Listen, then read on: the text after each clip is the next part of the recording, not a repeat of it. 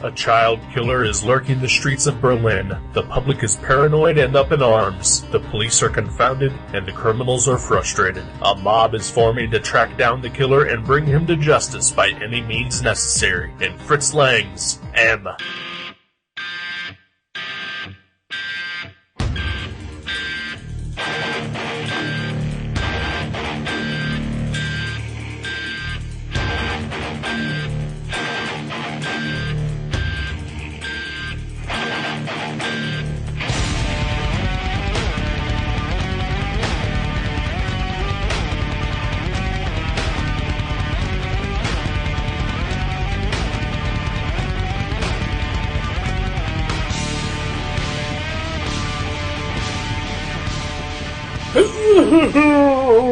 Welcome to Gutter Trash, episode 152.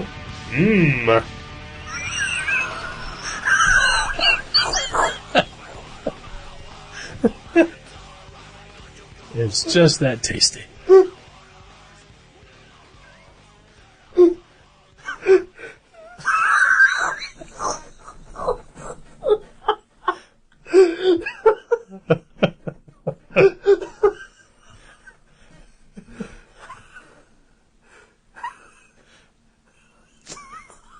And I'm Jason.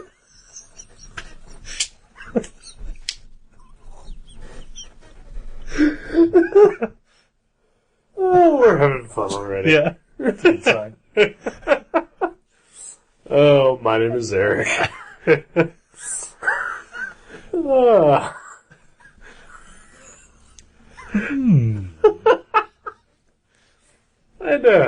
thought about that when I was in the bathroom. I did not expect you to have that reaction to this.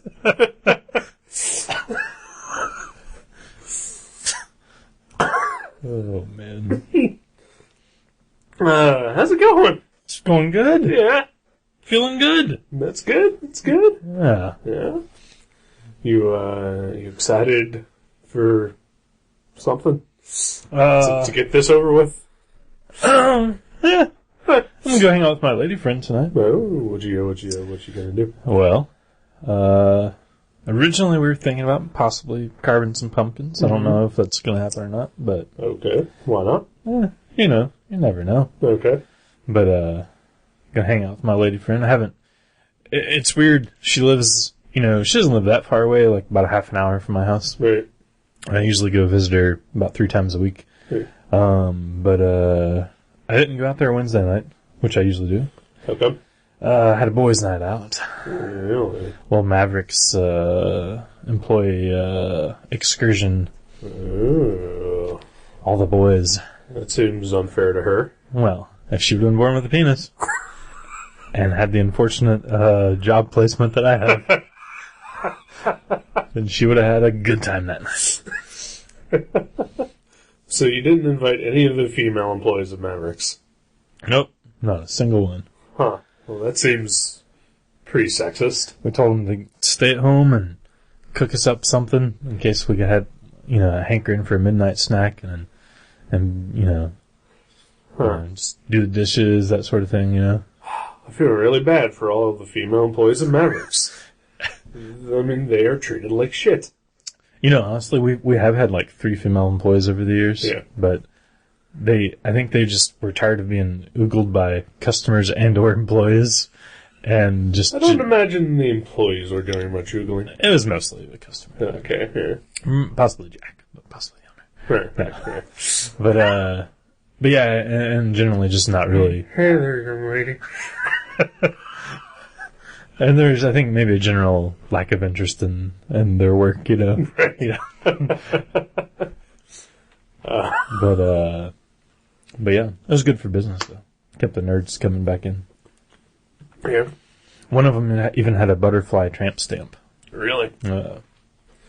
She worked at the Victoria's Secret with the boss's wife. Don't remember this. You don't remember that? This was she was seasonal help. This was probably 10 years ago. I worked there 10 years ago. Maybe it was more like 12 years ago. I don't know. I think it was around Pokemon time, Yeah. I believe. Because I think that's why we had her in there. I really don't remember that. I remember little Jeremy. I remember Big Jeremy. Mm-hmm. I remember Joe. You remember all their individual tramp stamps. I remember all their tramp stamps. Yeah. I remember when Joe got his. Oh, they misspelled lungfish in his butterfly.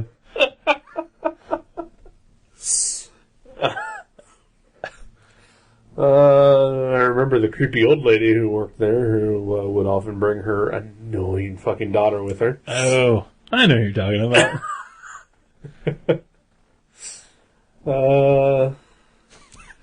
And I remember that one guy's wife who worked there. I don't know if I want to say names. No, that's okay. Yeah. But yeah, You know who I'm talking about. I think I know. Hang in there. Hang in there. Yeah. Oh, yeah, Oh no, Kitty. yeah, okay. Yeah. I know who you're talking about. Okay. Yeah. Yeah.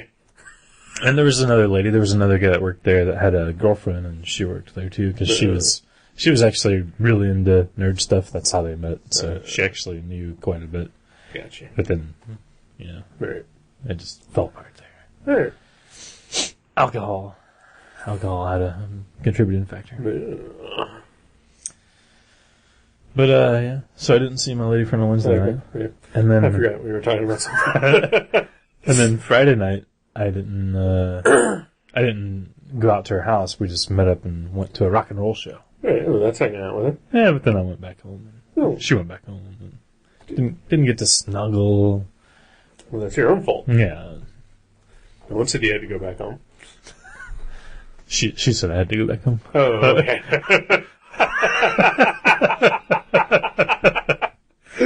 I was standing too close to the sweaty metalheads, so I smelled like my brethren.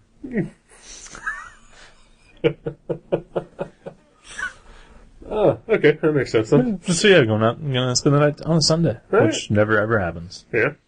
I'm pretty excited. I'm pretty sure that happens. On a Sunday? Yeah. Not for me. Okay, because we don't do this show every Sunday. Yeah. It seems like lately we've been doing it every other Sunday. So what the hell are you doing those Sundays that you're not here? Well, I go out and hang out with her. Okay. Then I always come back home. Okay, well then, again, this all seems to be your fault. I never said it wasn't. Alright. But yeah, looking forward to that. Alright. Well, that's good. How about you? What are you I'm the doing? goddamn Batman. Oh yeah. You're gonna go after Oswald Cobblepot tonight. Yep, that's the plan. Yeah.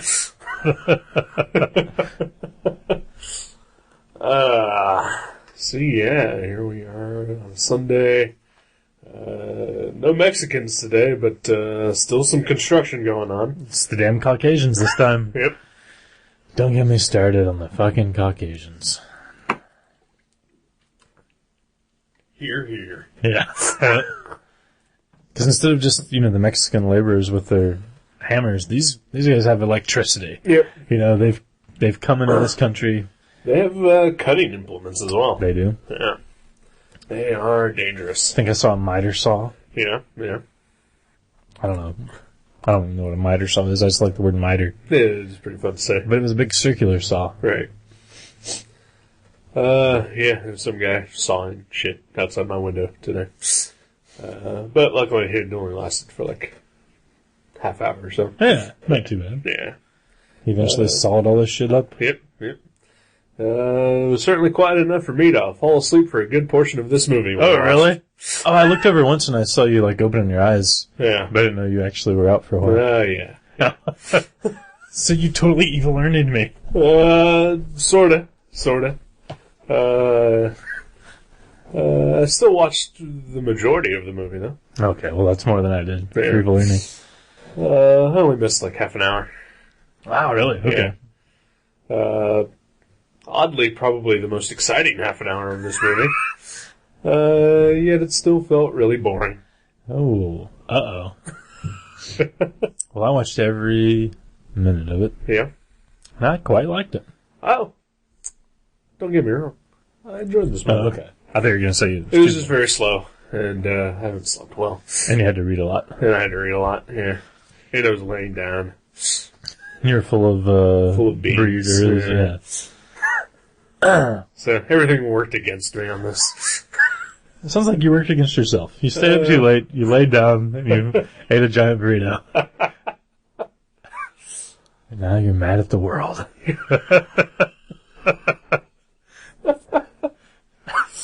Oh, well, it was your fault. Okay. I believe you. I believe you. I agree. Yeah, so, the movie M. By Mr. Lang. Mr. Fritz Lang. Who, Sorry, Joe. Burrito. Yeah. Yeah. You've been warned. Yeah. That may be my big one for the Okay. show. Yeah. Wow. Anything else that happens after this is going to be... Just a build up. Yeah.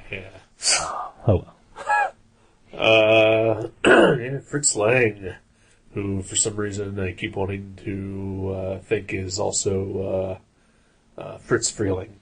Is that the Woody Woodpecker guy? Yeah. Okay. I know they are not the same. Not even close. No. Fritz Lang, though, is the director of one of my favorite movies, Metropolis. Was that wasn't his first film, was it? Metropolis? I don't think so. No. Okay. In fact, because I did a little research on this movie. Oh.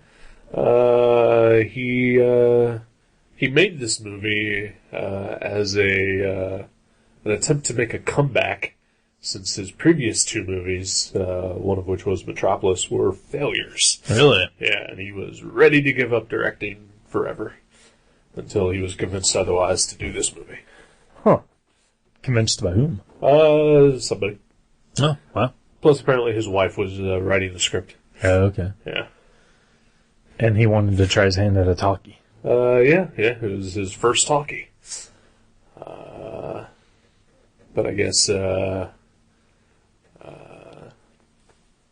sound equipment was still incredibly expensive to use at a film during those times. There's like a good third of the movie that was filmed without sound. Mm-hmm. And then he decided that he actually liked that it gave the movie a little bit more atmosphere, going from having sound to absolutely no sound whatsoever. Yeah. There's some really quiet spells. Yeah. Which may have also played a part in me kind of falling asleep. Right.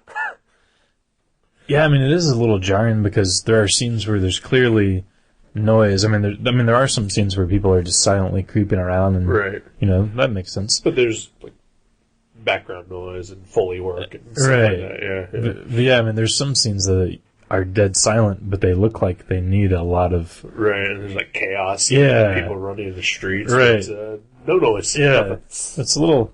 I mean, I guess at the time, I'm sure if you watched it, it would seem like there was a lot of sound in this movie. Right, yeah. But watching it now, it sort of seems like there's some sound missing,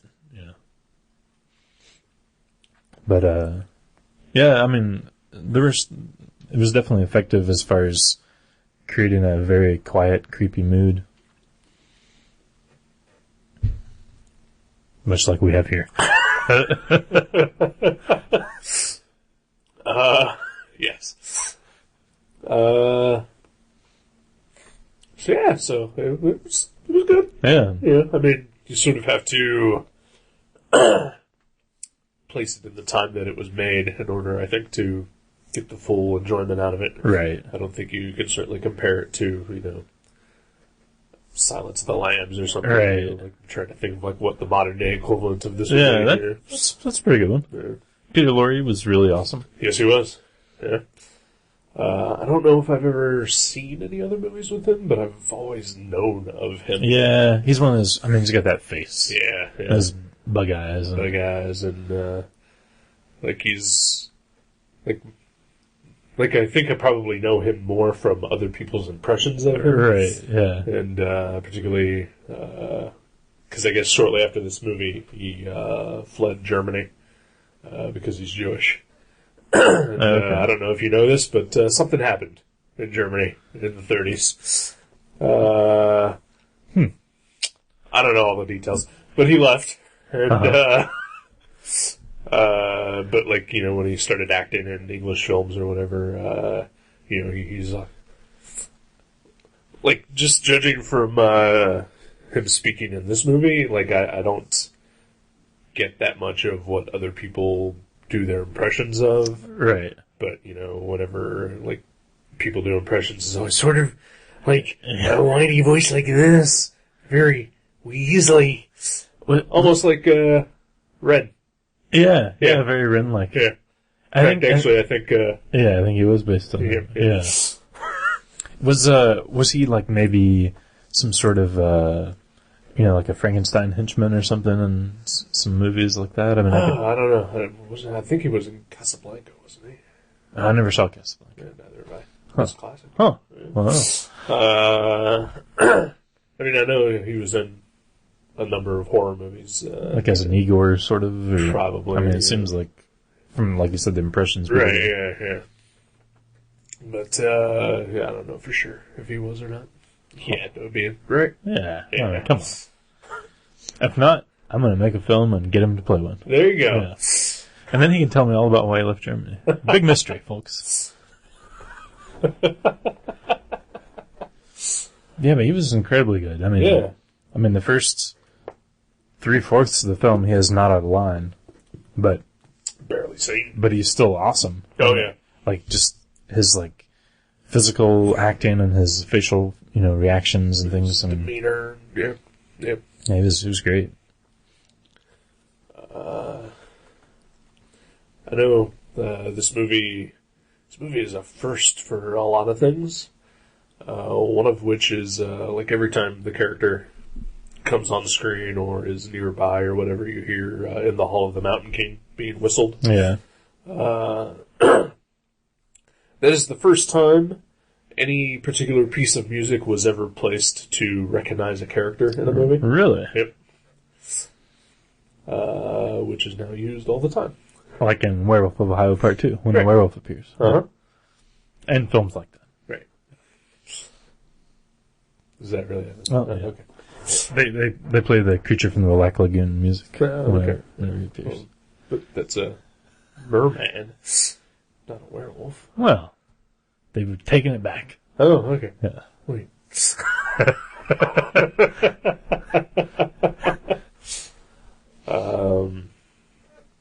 But of course, Peter Lorre couldn't whistle. Oh, really? Yeah. So it's actually Frisk Lang doing the whistling. Really? Yeah. Well, that's cool. He's an impressive whistler. I apologize. That apparently that's not the last time I'm going to burp, folks. Sorry, Joe. Burritos aplenty. Burritos. There's a burrito bowl. Nope. Oh. I got tired of that convenient shell. Yeah. Yeah. Gives you nothing to throw away. Exactly. Yeah. If there's one thing that can be said about me is that after eating, I like to have evidence that I've eaten. Yeah, it gives you a little closure. Throwing away your wrappers. You can see that empty container and say, "Oh, you ate that." I did that. Yeah. That's part of what keeps us as keeps us classified as American. Right. We eat a lot. And we throw stuff away. That's who we are.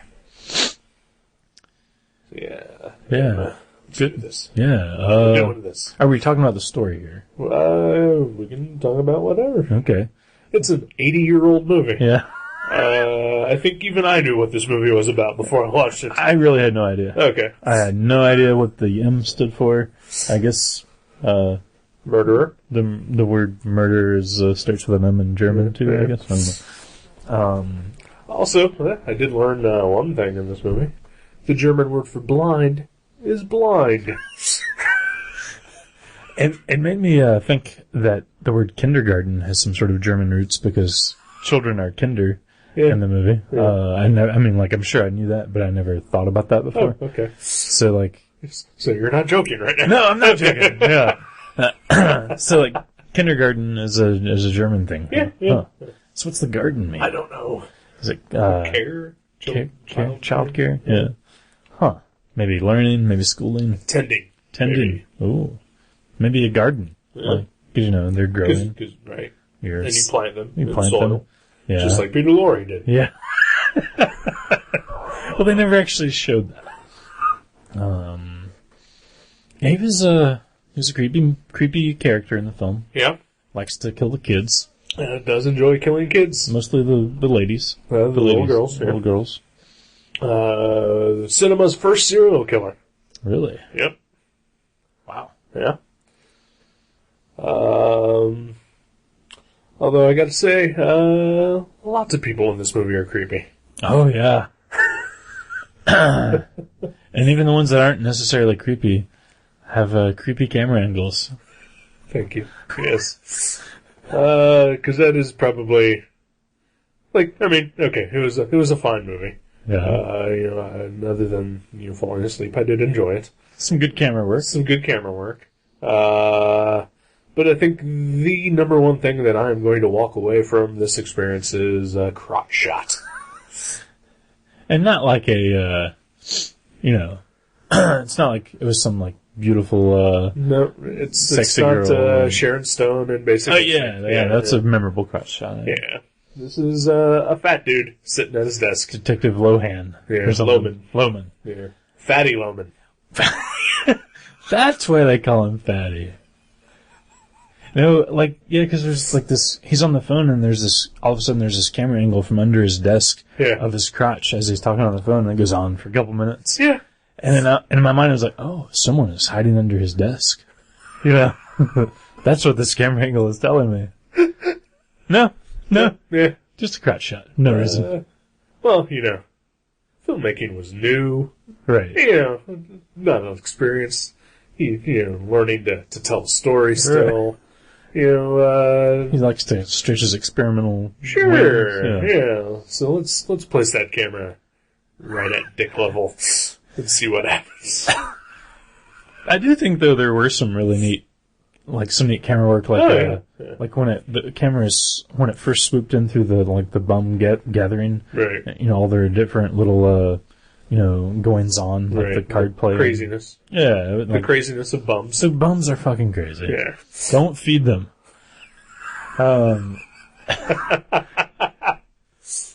You'll just encourage them.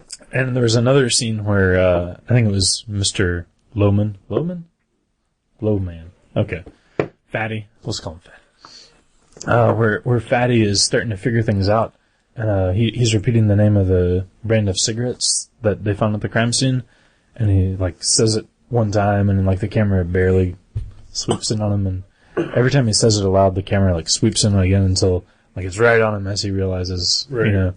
There's just some neat things like that sort of are trying to mirror, maybe what the character is thinking or going through. I really enjoyed the shot where Peter Lorre is,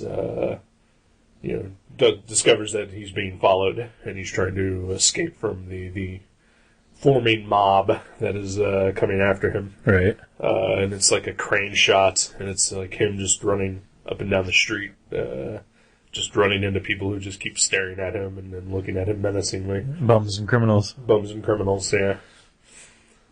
That was cool. And a lot of these things are things that we've seen tons of times in movies, and they don't make us go, wow, good job, but thinking about, like you said, this being an 80-year-old movie, Right. and things being really static back then, and Right. very, left to right, and that's it.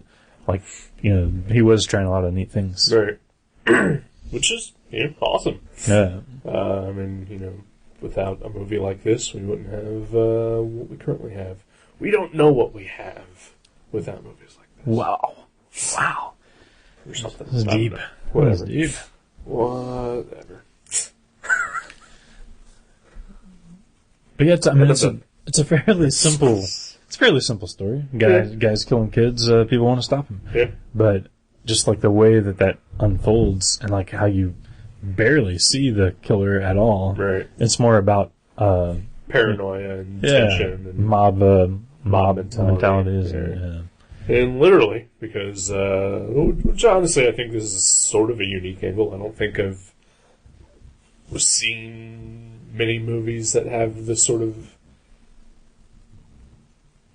plot point of outside of like a Punisher movie, where the criminals are basically after like a bigger criminal, like they have literally organized just to track this guy down to stop him because he's ruining their businesses. Right. At the same time as the cops are trying to stop them. Because the cops are like up in their efforts and like right. Therefore, the profits of the underworld are declining. And right. At least I haven't seen very many movies with that angle to it. So I'm sure there are, and I'm sure someone will tell me that I'm wrong and point out 100 other movies that all have that. But fuck you guys. I watch better movies than that.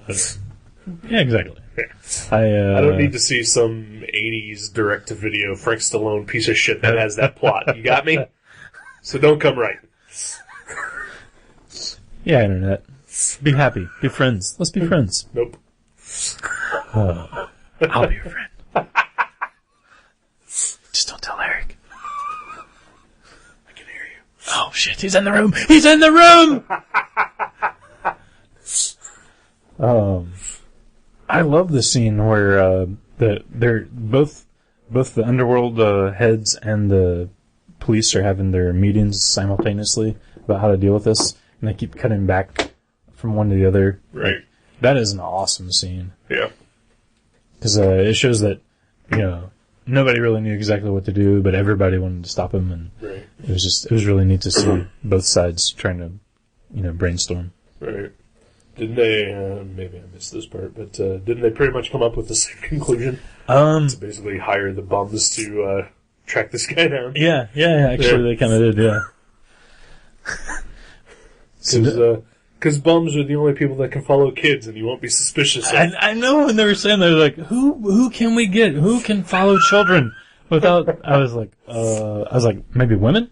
Have women do it. Yeah, that's what I was thinking. Yeah, because, they're looking for a man that's following kids. Right. And they're like, the homeless people, yeah! Nobody would ever think some lonely, crazy man would be the type of person that would kidnap children. I will say, German efficiency and all that, the bums are organized. They are. They have a union. They know what they're doing. They have, serial numbers. Yeah. Positions. And, they have areas of the city that they're in charge of. Right. Yeah. It was impressive. Yeah. It was impressive. Still don't feed them, though.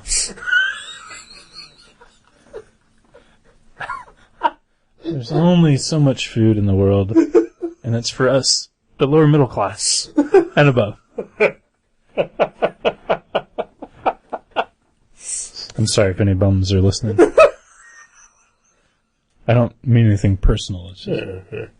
you know me. I'm not big on having our listeners talk to me. Right. But if there are any bums listening, I want to hear from you. Yeah? Oh, yeah. Like if you're at the library keeping warm, and you just happen to have this on your Walkman. Right.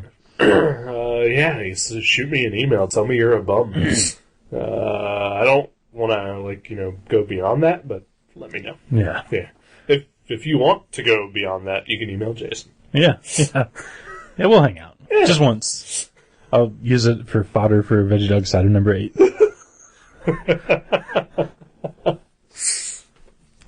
You've got some homeless stories. Oh, yeah. Yeah, I do. Were they in the last issue? Or are you saving those for a future issue? Or were they something else? I've never used them for a comic. No. But I could swear you wrote a comic about one of them. I don't think so. Huh. I don't think I ever have. I probably told you some bum stories. Yeah, you told me some bum stories. I could have sworn you actually drew something. Huh. But, oh well. Yeah. Anyhow. You're thinking of my superhero comic, Bum Man. Oh, okay. Yeah. That's right then. I can't wait for Bum Man Arkham City. Oh, it's gonna be good. It's gonna be good. So, yeah. So what do you think, though? Like, one thing that seems kind of glaring to talk about. It almost seemed like a preachy ending about making sure we keep an eye on our kids. Yeah. That's exactly what that was. Yeah. Didn't seem like it. That's what that was. Okay. It was more than a seeming. Yeah. Okay. Not only that, but even at the beginning of the movie when like the little Elsie or whatever her name was gets killed. Like the police are talking about it, and like almost immediately they blame the mother. Oh, yeah? Yeah. They're like, well, it's her job to have been keeping an eye on her. Oh, yeah, okay. That's right. I forgot that. Yeah. So, nothing to do with the psychopathic serial killer running around. Yeah, right. It's the mom's fault. The mom that was working hard. Right, yeah. She was doing the laundry, she was baking the bread or whatever. Yeah. Whatever that was. I don't know what she was doing. Homemaking. She was making her home. Yeah. So, Fritz Lang's wife, I'm going to say Mrs. Lang. Sure. I don't think that was her, but, Mrs. Fritz Lang was writing this. Was this based on, do you know, something that happened? Like, was she... The couple things I've read say that there was like about 4 serial killers in Germany around like 1920s or so, and that one of them was called the Vampire of Dusseldorf. I guess this is sort of based on that case. Fritz Lang denies that it ever was, but I guess they did take elements of it to make this film. Oh, yeah, sure. A couple of the other killers they actually mentioned in the movie. I can't remember their names right now, but The Ice Truck Killer. The Ice Truck Killer. The Bay Harbor Butcher. Bay Harbor Butcher. Oh, that was yeah. Which is odd that they mentioned that. Yeah. Bay Harbor. And the Trinity Killer. That's right. Killer, yeah. Yeah. John Lithgow was awesome in this movie. He was pretty young in the 30s. Must have been like 25. Yeah. Still didn't need to see his ass though. No, well, yeah. I mean, the crotch shot was fine, but the ass shot for no reason, it just went on and on while he was on the phone. It was like 15 minutes long. It was 15 minutes long. It was. I think they were trying to pad the film to make sure it I think so, got to the theaters, right? Although apparently this movie was originally like 2 hours long, and then it got cut eventually down to like 80 minutes, and then they eventually found more footage, and I guess finally like the end result, at least as of whenever this DVD came out, was like still 10 minutes shy of the full length. Huh. Interesting. Yeah. Wonder what that other 10 minutes was. I don't know. I think there's a newer version that just came out last year that I think has a lot of that footage replaced and everything. Apparently Fritz Lang, apparently people didn't like his movies and would cut them up often. Aw. It's a bummer. There was a lot of talking. Like it almost... Like, a couple times it kind of reminded me of the Tarantino thing where, like, there's a lot of just scenes of people talking. Yeah. And it was interesting because of, you're not really seeing, any of the murders, or there's no blood, there's no, like you barely see any action until halfway through the movie, but it's interesting just because, it's well written. The dialogue is well written. It's not, stilted and, like, unbelievable. Right. So, yeah.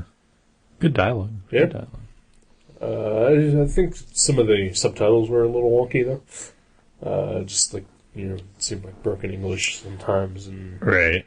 Just wasn't entirely clear or flowing, and sometimes, like, the subtitle would pop up and then it would go away, but, like, the person would still be talking. Right, yeah, you're like, I want more! And then there's the scenes where they would show newspaper articles for about 2 minutes. Yeah, that's... yeah. You're like, okay, I can't read this. Yeah, it's Still can't read it. in German, yeah.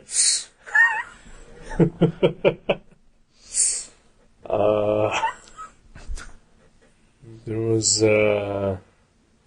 one possibly on purpose comedic scene that I thought was great. When Lohman has finally confronted one of the crime bosses. Right. And the crime boss admits that all the criminals have gotten together and found Peter Lorre. And they're holding him, prisoner. he's smoking a cigar and just like it falls out of his mouth, and he just has this wacky, almost Three Stooges like look on his face, and he has to compose himself. Yeah. Yeah. Yeah, that was kind of strange. I mean, because there was only that may have been I think the only other time I kind of laughed when I think was purposeful was at the very beginning when they were still trying to figure out, the public was still trying to figure out who the killer was, and those old men were sitting around and insulting each other and saying, yeah, I bet it was you, and they were freaking out, and that was pretty funny. Actually. That guy with his gigantic pipe.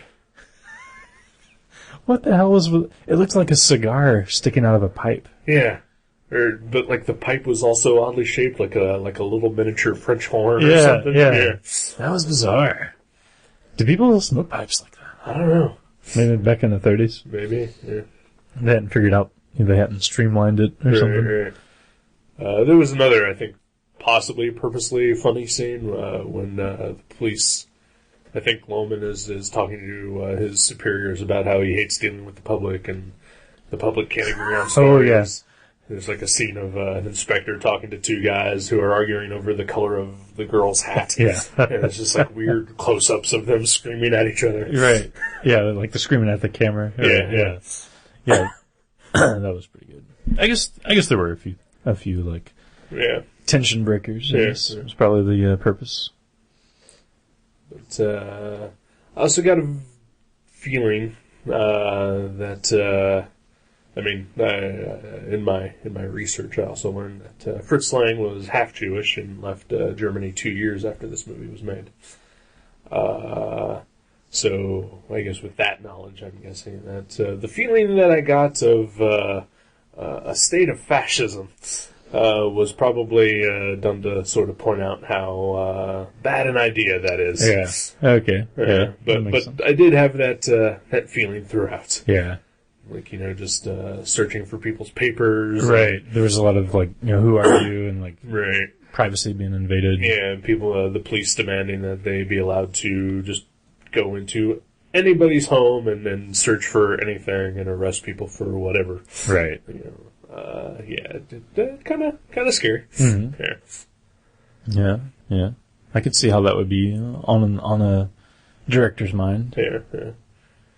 Also know that this film was banned in Germany in 1934 for being perverse, and that the Nazis used this movie as an example of sexual perversion and basically the horrors of it. Wow. Yeah. That's ridiculous. Yeah. Okay, I take it back. Nazis are dumb. I changed my mind. I do not like them at all. I'm gonna rip up my card, throw away my uniform. You've heard it here first. Fuck you, Nazis. I'm out. Don't call me. I think you need to stop and think about what you're saying. No, I'm done. Those guys, they've always been on my back. People are listening. And they will hear your tirade. This could really stir some shit. I don't need you bad-mouthing the Nazis and getting us into trouble. Yeah. They are probably in charge of most of our sponsorships. But I still say fuck it. Those guys can eat a dick. God damn it. I'm even going to turn in my white power ring and just wear my green power ring. Right. Because... Yeah. That was always my favorite Green Lantern anyway. Yeah. Nobody likes the white power ring. No. We actually found a white power ring at Mavericks the other day. And I was just like, wow. Yeah. Did you find a white power battery? No, unfortunately.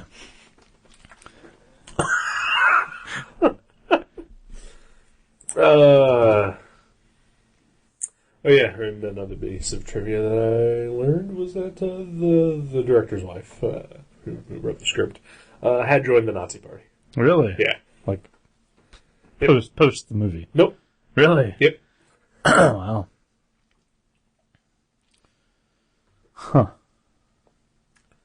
Well, hindsight. Maybe not a good idea. Maybe, yeah. That is weird. Because, like, especially if she wrote the movie, it seems like, you know, she was kind of against the, Right. you know, the whole fascism thing. Right. But, yeah. I guess they were such a rising power that she just joined because, you know, a lot of other people were. Right. Yeah. Seems to be the popular thing to do. Yeah. Let's see. I know that apparently back in the 30s, they would, you know, since this is a German movie, they wanted to release the movie to other parts of the world rather than doing the current practice of dubbing. And apparently, even back then, they didn't believe in subtitles. They refilmed the movie in English. Really? But Fritz Lang had nothing to do with that. Oh, okay. What? So why? Seriously, there was no subtitled movies in the 30s? I guess not. Huh. I never thought about that. But that is strange. I wonder why they wouldn't have done that. Maybe they couldn't get words to come up on the screen the same time as the images. I was going to say, it seems like... That would be, I think, a tougher thing to do. Yeah, I They mean... would have to paste words onto every single frame of film. Right. Yeah. Yeah. I don't know. I'm making shit up. Yeah. Yeah, we don't know. No. We're just a couple of guys in 2011 Yeah. watching this movie on DVD from Netflix. Yep. Criterion Collection. Good stuff. And then of course, you know, people can complain about remakes all they want. This movie was remade in 1951. Really? They were doing that shit back then. What? So fuck you, complainers. You haven't seen the 50s version? No, I've never seen this version. Yeah.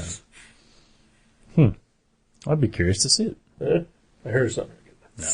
Bummer. It takes place in Los Angeles instead of Germany. Oh, well. Yeah. Yeah, it's probably not as, like, architecturally exciting. Right, I mean, there's yeah. a lot of sweet buildings and shadows and alleyways and, you know. Plus, yeah, I mean, just a hint of sort of that German expressionist type of feel to it sometimes. Right. With, like, when he's staring into he's doing the window shopping and you see the reflections and stuff, yeah.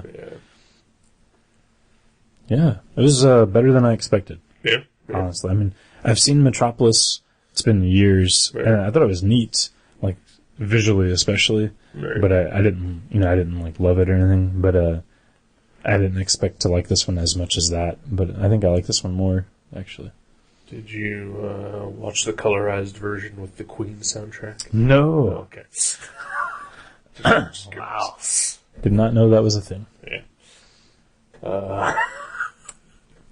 Did Queen write the music just for that? So. That would be great.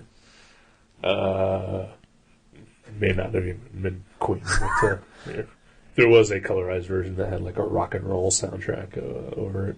Queen does seem to do a lot of sweet soundtracks. Yeah. You get the Highlander, you get your Flash Gordon. Yeah. Wayne's World. Wayne's World, yeah. That was an accident. Happy accident. Yeah. I don't know. I have Metropolis on Blu-ray. It's the complete version. Nope. The restored version from the that is the only complete whole edition of the movie in existence. And I can't remember. That does have subtitles, right? Well, it's silent, Yeah. so it's you know. But it has like words. Right. Yeah. Placards. Yeah. Right.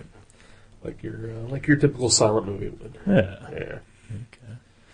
I couldn't remember if it was just silent or if there was actually words that you could read during the film. Both. No. Wow. Like a silent movie would have. Yeah. Well, I mean, you know, they could make a movie that just has no words, you know. Yeah. But sweet. Yeah. Is the M thing, like, you know, of actually writing an M on your hand and slapping it on the guy's back, is that something? I don't think so. Or is that just made it for this? I think okay. so. Yeah. I know that was like the actual German way to prove that a guy was a murderer. Don't think so.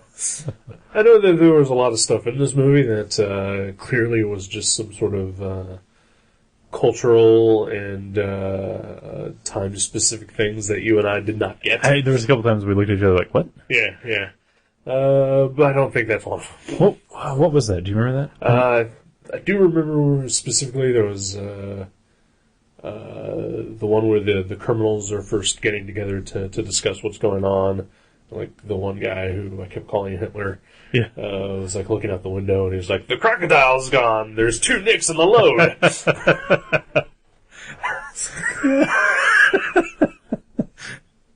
Maybe he was just crazy. Very possible. I think there was another one too, where we kind of looked at each other like, I don't know what that just happened. What happened there? Yeah. Okay. Other than the crotch shot. Right, yeah. Yeah, so, good movie. Yeah, definitely good. Yeah. Noir, as far as, like, visuals, Yeah. A lot of sweet, dark alleyways and, like, crane shots with shadows and, pretty awesome looking. Yeah. Especially when considered what year it was filmed. Right. So, yeah. Yeah. Fucking AM.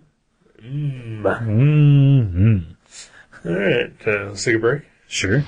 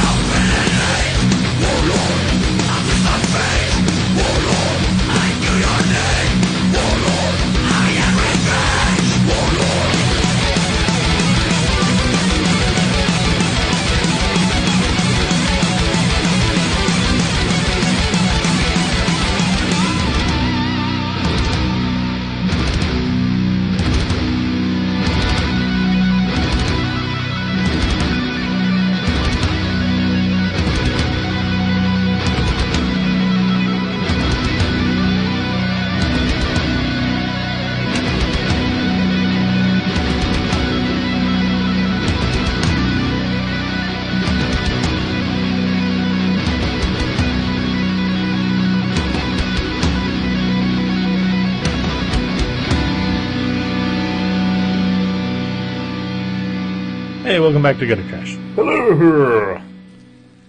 Hi, pal. Hi, buddy. We're back. Oh, yeah. We're doing this again. We are. Much to the chagrin of everyone. So, Fritz Lang. Fritz Lang. Does he make a ton of movies? He's made a few. Yeah. Shall I look him up? Yeah, let's look him up. All right, then. I've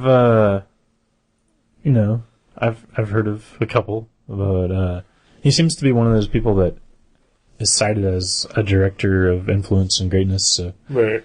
you'd imagine he's probably got a dozen movies under his belt, at least. Yeah. And I think last episode I said something at the end when you mentioned him about the comic. Have you ever read that? Okay. There was I think it was a Prestige format miniseries from the, I don't know, mid to late 80s. And I'm pretty sure John J. Muth drew the whole thing. Huh. All I remember, based on this movie? yeah. Huh.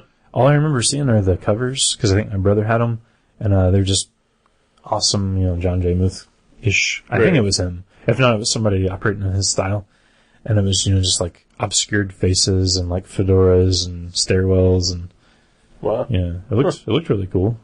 Yeah, I didn't, had no idea that happened. Alright, Fritz Lang. Mr. Lang. Died in 1976, born 1890. Directed movies up until 1960. Huh. Started in 1919. Wow. When he was 29? Yeah. Let's see, a bunch of German movies. What? Whose names I can't pronounce. The one called Destiny in 1921. Dr. Mabuse in 1922. Metropolis, 27. Rocket to the Moon, 29. Then M in 31. Another Dr. Mabuse in 33. And then second Dr. Mabuse in 33. Oh, wow. His caboose was working on Mabuse that year. Oh, he directed an adaptation of Cloak and Dagger in 1946. Oh, wow. Nice. The Marvel comic duo. Oh, yeah. Then in 1960, he directed The Thousand Eyes of Dr. Mabuse. Wow. And then Journey to the Lost City, which was his last movie. Huh. Okay, so a bunch of movies, none I'm familiar with. I've heard of Dr. Mabuse, and I know I have one of them on my Netflix queue. But I don't think I even knew that he... Gesundheit. that he had directed that. Huh. Yeah, that's news to me as well. News to me. He directed The Tomb of Love in 1959, uncredited. The Black Vampire in 1953. Was that a blaxploitation movie? I don't know. For some reason, it's also called M. Huh. That's weird. Alright. I guess it's just a Spanish adaptation of M. Ah.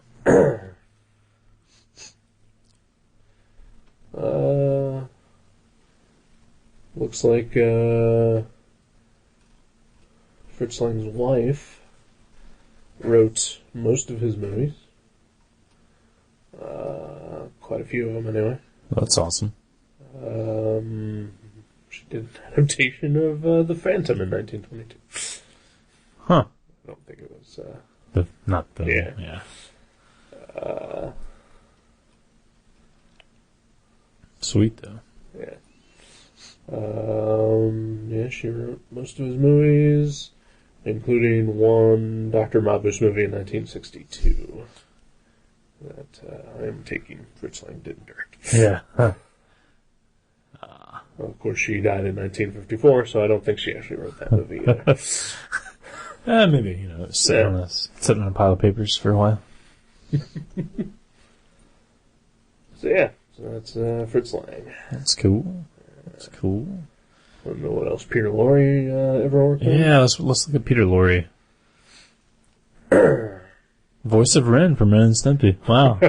I know he was still around. He was born in 1904 and died in 1964. I do know he was a comedian before M. Really? And was really happy to have had a non-comedic role, to sort of test his abilities and everything like that. Right. But then later came to hate the movie because everybody thought he was actually a child murderer. People are dumb. Yeah, they are. He'd been working since 1929. Lots of German movies. The Man Who Knew Too Much.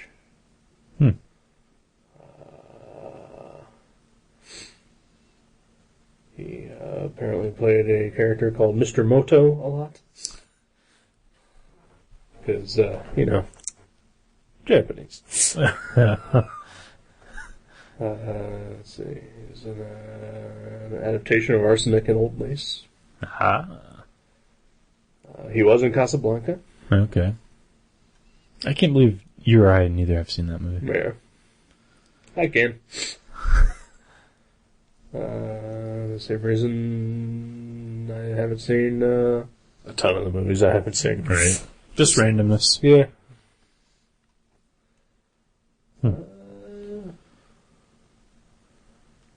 Yeah, he did a lot of Alfred Hitchcock Presents. He was in The Raven. Yeah, he did a lot of work. Did a lot of work here. Huh. I don't see anything where he played like a Renfield or anything like that. Alright. So, who knows? 20,000 Leagues Under the Sea. Yeah.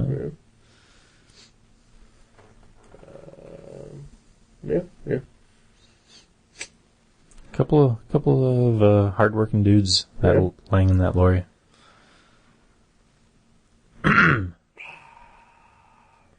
But yeah. So there you go.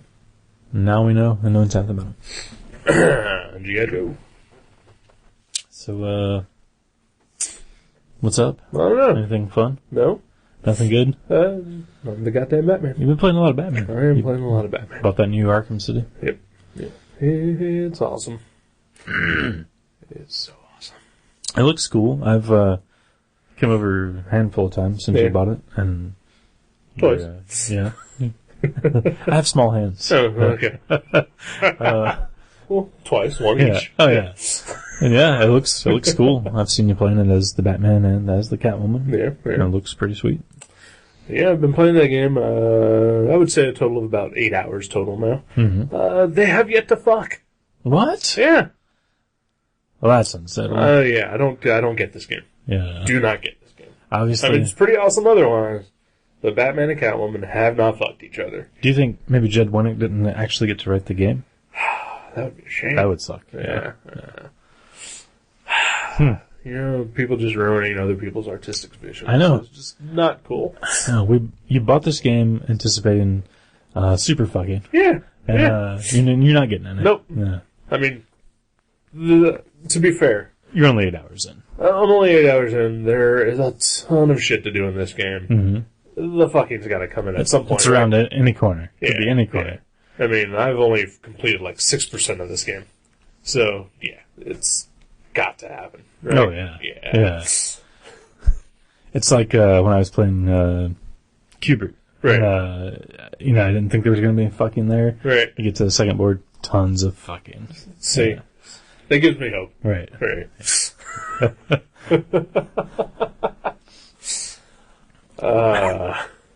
Yeah, that's pretty much all I'm doing. That and all the same old bullshit that I usually do. Yeah.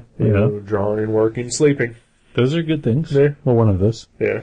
Sleeping's pretty cool too. Although we had a busy week here at GTHQ. I think we did. Yeah. Is that our most podcasts in a week? I think so. I think in the last 7 days we've done 4. Yeah. That's crazy. That's the majority of the week. Yeah. I mean, we've done like bonus episodes and stuff before where we've had like maybe like I know I think last December between League Night and Gutter Trash, you and I did like 8 podcasts together. Yeah. In a month. In a month, yeah. Which, we do one a week usually. Yeah. So we had like 2 episodes a week coming out where you and I were doing a podcast together. Right. But they were spread out. Yeah. And they weren't all Gutter Trash. No, yeah. These are all Gutter Trash, and these are all within the span of 7 days. It's been a lot. Our interns are all a flitter. We ran out of coffee twice, had to send Susie out to get some more. Chauncey's been on overdrive. The Mexicans are working their hardest to try to keep the headquarters intact. We got white guys with miter saws. Those aren't cheap. Nope. No. No. The miter saws. Right. The white guys. They work cheap these days. This is why I have a donation button on the site that nobody has used yet. These can help pay for our white guys. They help pay for our miter saws. Yep. Our coffee. Our coffee. Susie's our salary. Mexican, Susie, Chauncey. Oh, he's not cheap. No, yeah. Our guests right. have been demanding to be paid. Airfare, whatnot. Yeah.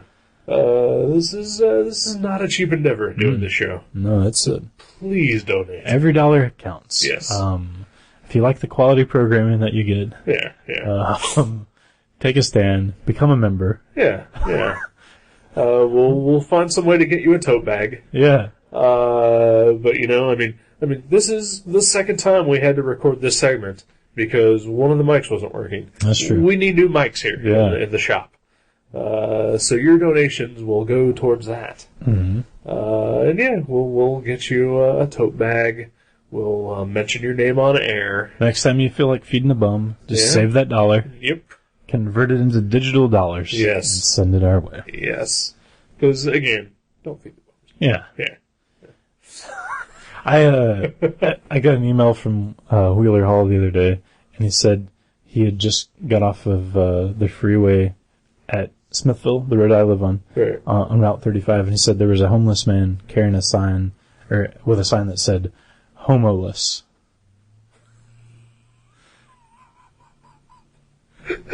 And Well, it's probably true. Wheeler said he felt bad. I would have to say that, I mean, at least of the people I know, mostly homoless. Mostly. Yeah. Wheeler said he felt bad because he said there was nothing he could do. I'm sure there's something he could have done. Well, it just required, maybe going against some of his own moral and personal beliefs. right, yeah. I don't think Wheeler is a homophobe. And, I don't think he's a homophobe. Yeah. I'm also fairly certain that, as a heterosexual, he's probably not willing to donate. experiment. Right, Yeah. And especially in that sort of, Right, if with you- a guy standing off the side of the road with a sign. he goes to a Harlem Globetrotters game, he's had a few too many brewskis. Right. The guy next to him says, "Hey, let's go back to my hotel. I'm only in town for the game. Right. Let's do a little fucking." Yeah. Wheeler might say, it's a Saturday. Right. I don't have to get up early. And there's a story to tell afterwards. Exactly. Right. Yeah. Exactly. Some things you just do for the story. Right. Right. Yeah. Not just for a guy with a sign. No, yeah. Don't have sex with people on the road. That's pretty much what it comes down to. This is the crux of what we're talking about. Even for heterosexuals. Oh, yeah. Don't have sex with anyone that is just standing on the street. With a cardboard sign. Just anyone. I mean, maybe corrugated, like if it's been printed up at a Kinko's or whatnot. Right. Like a vinyl banner. But yeah, they put a little time and effort into it. What about like a sandwich board? The things they wear? Yeah. Like the Yendas Nye, those guys. Yeah. Honestly, I associate those with like Sergio Aragonés cartoons too much to be aroused by that. Then what about, how sometimes banks or apartments have like a guy that stands out on the side of the street and they're flipping like an arrow sign. Oh. Like come in here for, free rent or, I'd say only if they're dressed like a cartoon animal. Okay, all right. Because that's hot. Well, okay, another scenario. It's almost Halloween. Mm-hmm. Lots of those temporary Halloween stores are popping up. Oh, yeah. And they usually have someone outside dressed up in an elaborate costume saying, "Come to Halloween Land." Oh, yeah. Sex with them? Fuck them right there. All right. They're right there on the street. It's okay if it's a costume. Okay.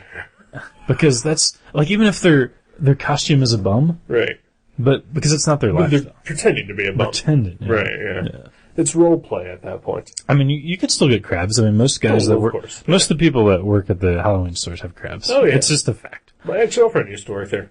Yeah, crabs. Yeah. Yeah. Just while she worked there. Just while she worked there. Yep. The moment she quit. They went away, they gone. died. Yeah. It's in the clause. Yeah. They just fell right off her at the moment that they closed. Oh. No, see, it was okay until it just got a little too visual. Like they hit the pavement, one of them died right there, just splattered on the concrete. Oh. Crab juice popped out of it.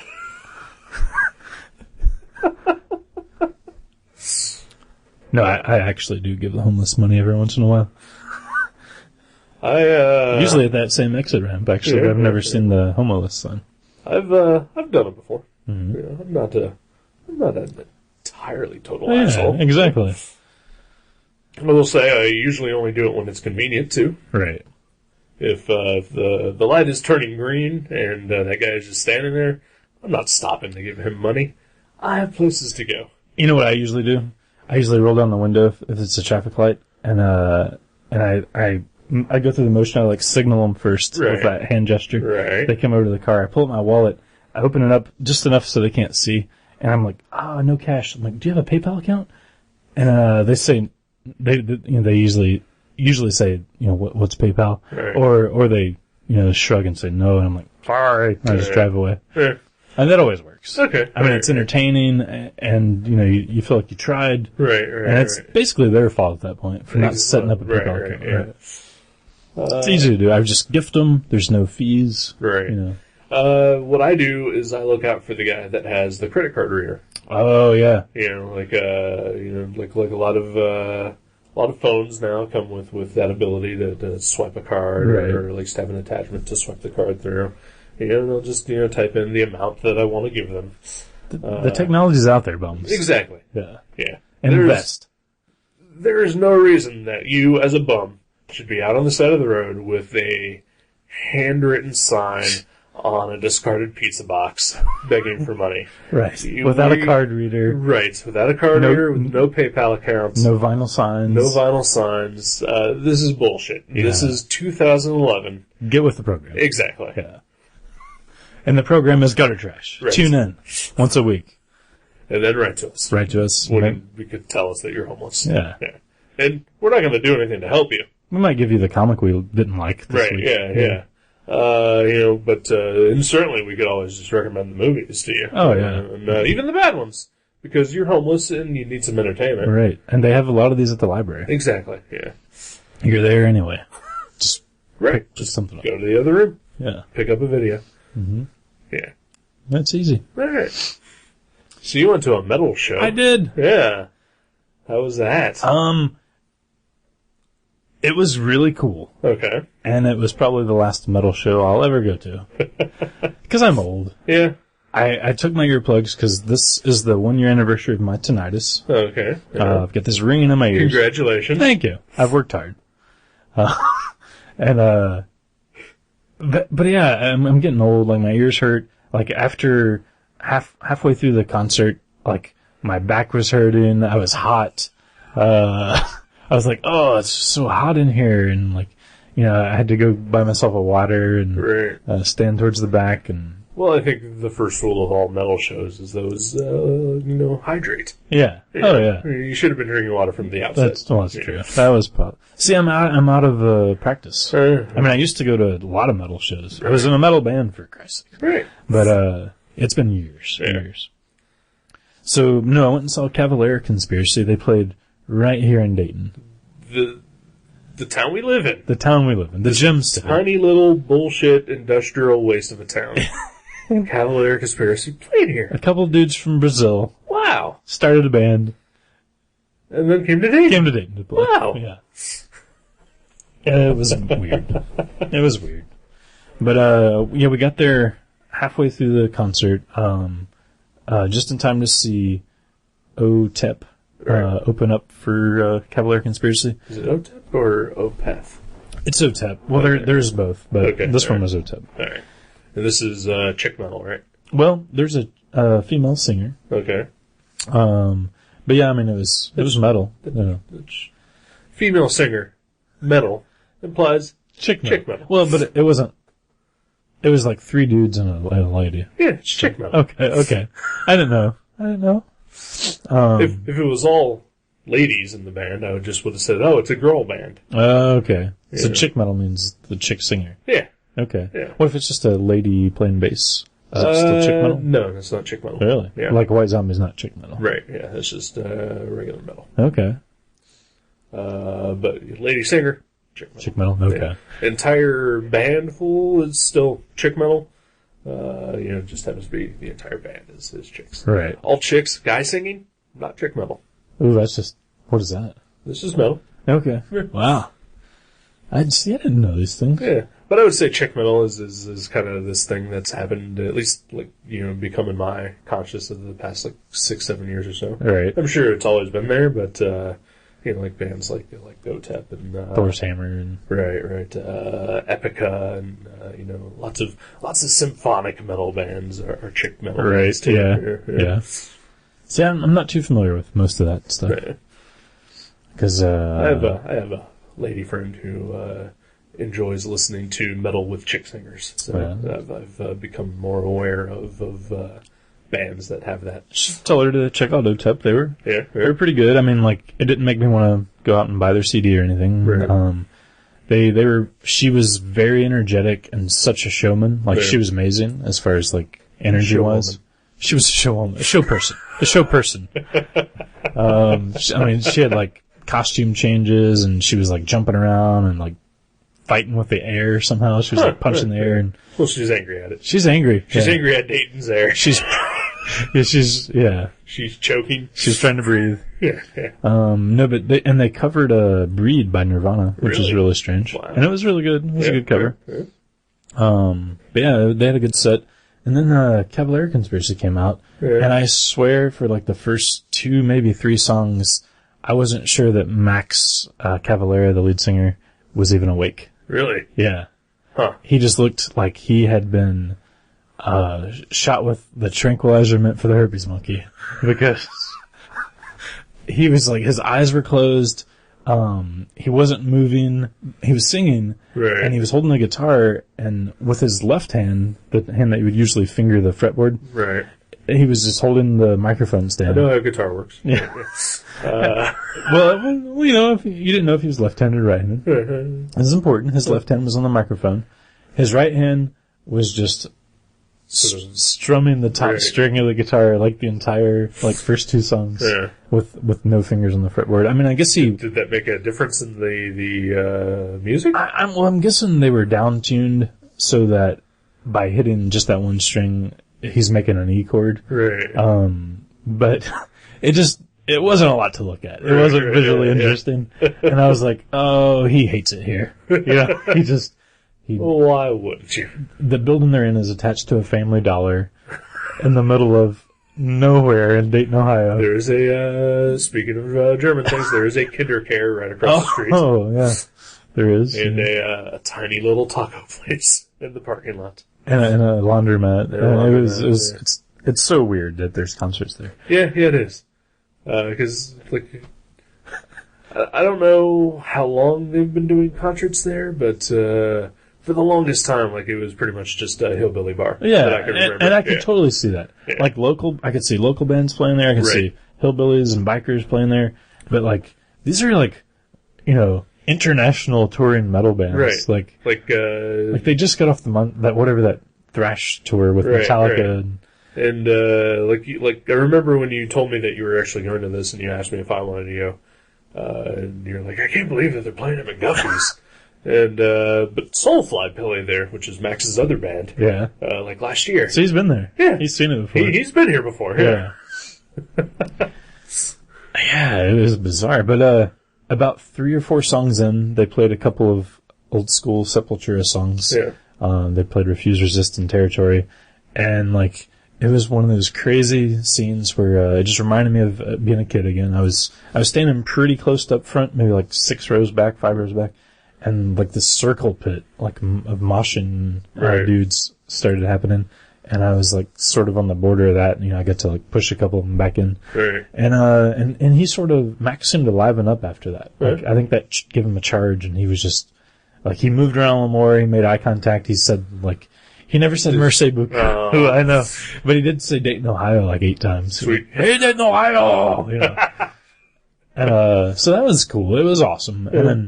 And I was, like, into it. I was kind of hopping around and headbanging and singing along with But then you got tired. And then I got really tired. My lumbar was inflamed. Yeah, there's, like, some drunk guy stepped on my new Converse and I remember, like, going, you know, whenever I'd wear a new pair of Converse to a Guar show, and it would come home 8 different colors and, like, Right. you know, part of the, you know, tongue ripped off, and I'd be like, yes, sweet, they're broken in. But now I was like, oh, yeah, I just bought these. You know?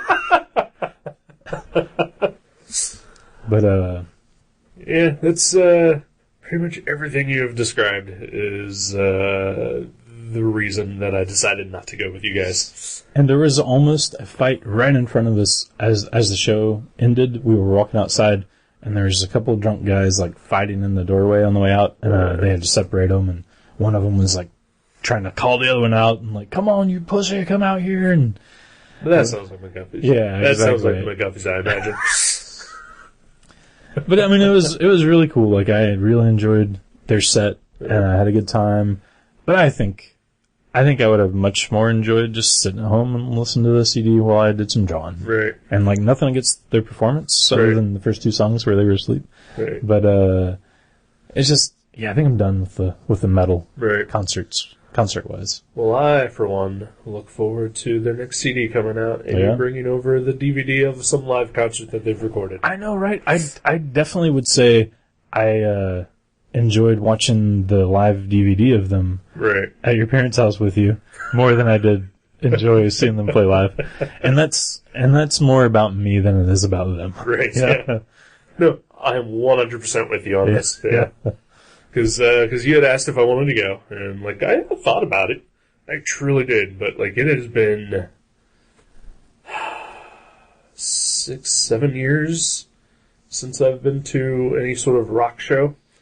I think the last one I ever went to was with you. The Hank 3? Yeah. Okay. Wow. And, I mean, you and I, well, I mean, every show that I've ever been to, at least, like, in a small venue, I pretty much always just try to hang back. Yeah. Like I never want to get into the thick of it, so, you know, I'm not that person. Right. I am the person that doesn't know how to behave in a concert venue. Because, I don't dance. Right. I don't want to sing along because, that's the job of the guys on stage. Yeah. Yeah. I'm enjoying myself and I am enjoying the music. I just don't enjoy the people also enjoying the music with me. Right. Makes sense. But, you know, I mean, I totally appreciate, you know, an awesome band doing an awesome job. And, you know, I get into that. I just don't want to deal with everything else. So it has been an incredibly long time since I've done that. And you asked me if I wanted to go. And I just had to think about it and realize that would just be the worst.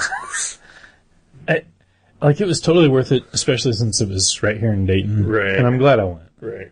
I mean, like, if it would have been in like, Cleveland or Chicago, and I drove all the way there for that, Right. I would have probably been like, yeah, that would have sucked. But, Right. but it was right down the street, and, yeah, it was fun. And I like seeing live music, but I think I would be more inclined to go see a Damien Jurado or a David Dondero or just a dude with a guitar. Singer-songwriter, guitar, stool. Something like low-key. Right, just, yeah. It doesn't hurt my back, hurt my ears. Right. Some place you can sit, Yeah, enjoy a beverage. Nobody's stepping on me. Right, yeah. Everybody's politely clapping between songs. Exactly. Yeah. We're old. Yeah, we are old. Yeah. See, I can do that. I'll go see a jazz band perform. Yeah. Yeah. Well, you know, you and I went to see our friend Pat Kane perform a couple times. Oh, yeah. I guess you could consider those other shows I've been to since Hank 3. Well, it's kind of rocking. They're rocking, but, you know, it's a quiet kind of rocking. Yeah. I mean, we literally sat in a booth somewhere and watched them play, you know. And I like that. Yeah. That's the kind of show I think I would be into.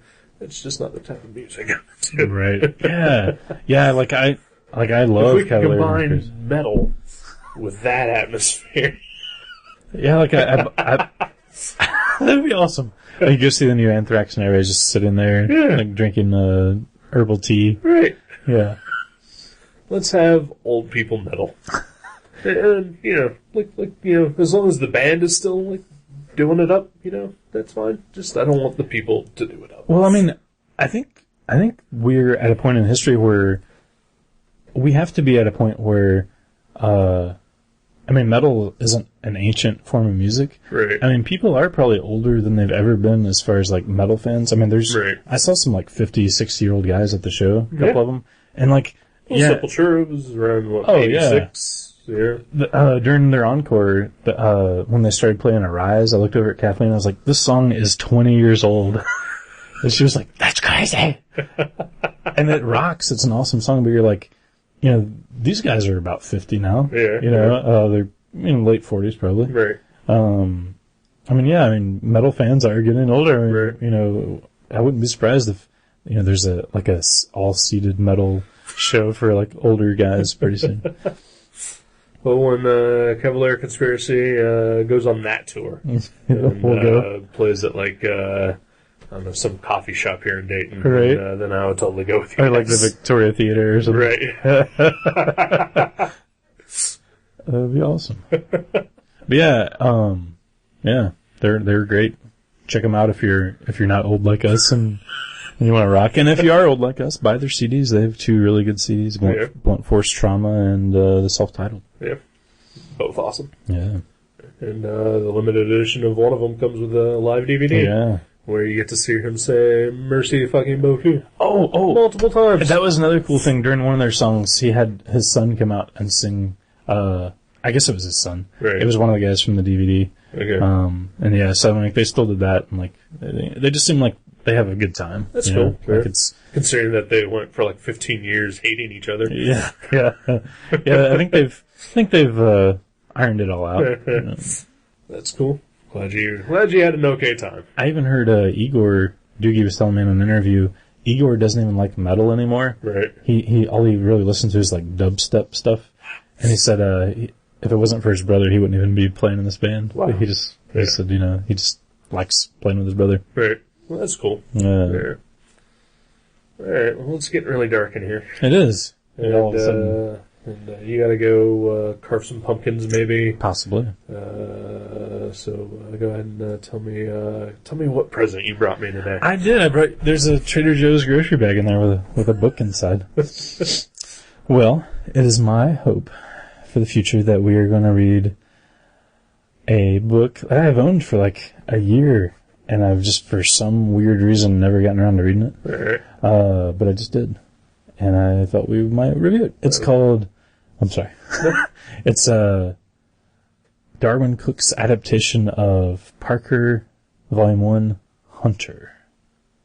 I would like to respond to this with a hearty fuck yeah. Yeah? Yeah. I've been wanting to read this book ever since it came out. Yeah? Even before it came out, I wanted to read this book. I am into this. I've just never been able to afford a copy of it. Sweet. So, fuck and yes. Yeah, I think, is it Richard Starks? Richard Stark, yeah. Parker. Yep. Hunter. Darwin Cook. That's a lot of names. Yep. Read by Eric and Jason. Yep. Alright then. You gotta go. And I gotta go. So you gotta go save the city? I gotta go save the city. Arkham City is in trouble. And only I can stop all the bad guys. Sweet. And then the New 52. One ass kicking at a time. Eric number 1 from the New 52. Yep. Alright then. We'll see you next week. Yes, sir. Bye.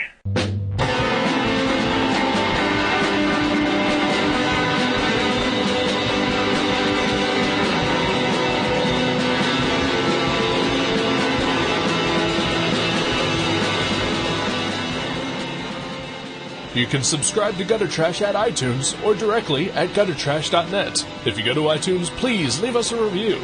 You can email us at eric@guttertrash.net or jason@guttertrash.net. For more info, you can find us on Facebook, or you can go to seanborn.net or buyerbeware.guttertrash.net. Listen to our sister podcast, League Night, at league.guttertrash.net. Thank you for listening. Until next time.